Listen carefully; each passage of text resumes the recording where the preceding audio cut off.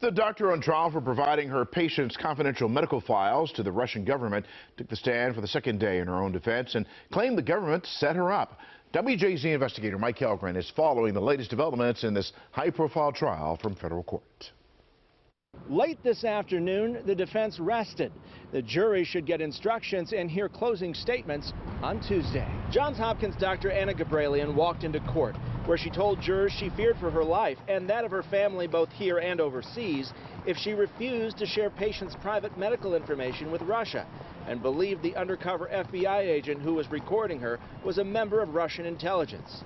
I didn't think I could give a firm no. At this point, it's clear she works for intelligence, the anesthesiologist testified in her own defense. It's just a very scary situation on all angles. What exactly does the KGB want with me? Her lawyer. I think we'll continue into next week, so not quite sure. Have a good feeling? No comment. It all began when Gabrielian reached out to the Russian embassy on her Hopkins work email, offering what she claims was simply humanitarian aid days after the war with Ukraine began. The FBI obtained the message and sent an undercover agent to meet with her, posing as a Russian operative, recording 5 hours of meetings.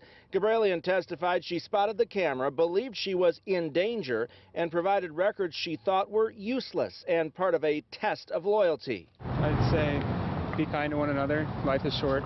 Her co-defendant husband, Dr. Jamie Lee Henry, also a doctor and an Army major, did not take the stand in his own defense.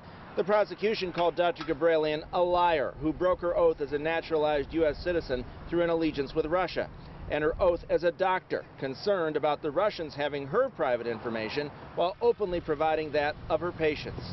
The couple remains close in public, holding hands earlier this week as they left court, their freedom on the line. Dr. Gabrielian says she is not proud of some of the things she did or said, but she maintains her innocence.